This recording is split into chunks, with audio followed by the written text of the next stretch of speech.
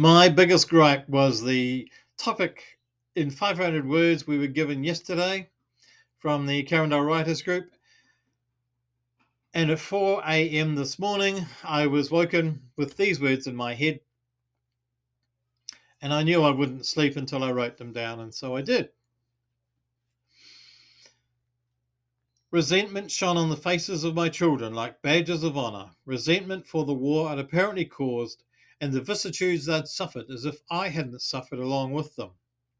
We were daily nice and tolerant with each other, but they needed to punish someone for the death of their mother, my dear, sweet, darling wife, for the foreign crowds they had to live with, for the separation from their homeland and friends, for the shortage of food and their concave bellies, and for the persistent illness around us.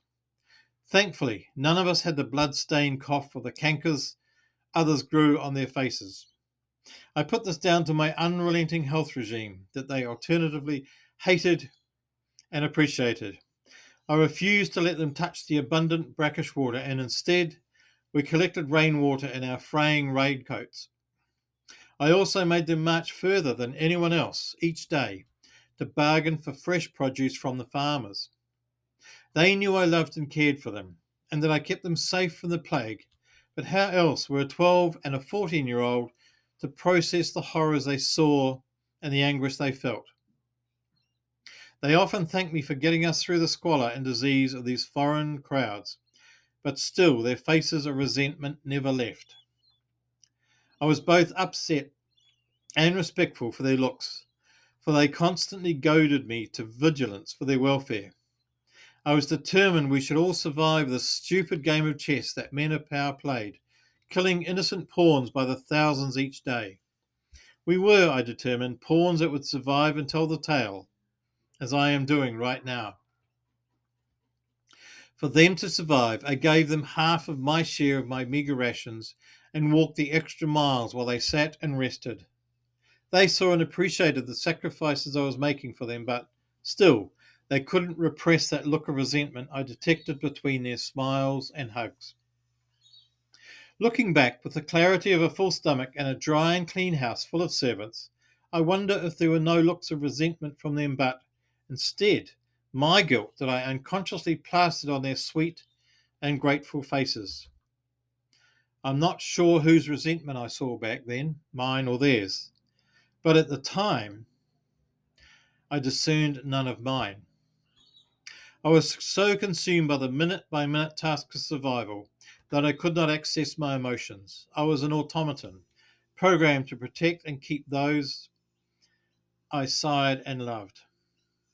It has taken 100 visits to a tolerant man's couch and thousands of repeated questions and an equal number of deathly silences, for I knew not the source of my anger and inadequacies.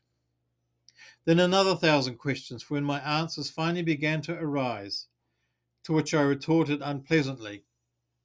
But he stayed with me, this kind and humble therapist, for he had been through the same war, and my releases and disclosures were his. We carried each other through the stinking mud in our minds, and eventually found clean, open fields of peace, places we could return to when all around us the fetid stench of post-war reprisals and revenge filled our nostrils. The war of guns and starvation was replaced by the war of savagery and lynch mobs that neither of us wished on anyone.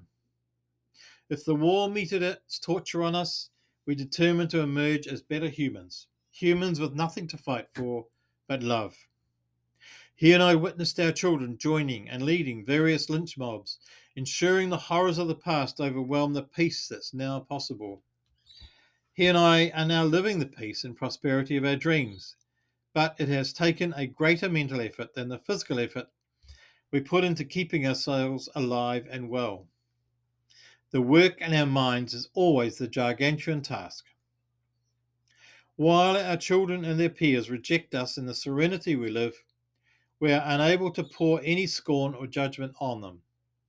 We just pour love and wish that one day they'll ask for help to do the Herculean task of forgiveness. But we're old men, and what do we know, huh? Perhaps all we know is that war begets war, and love begets love, and we get to choose.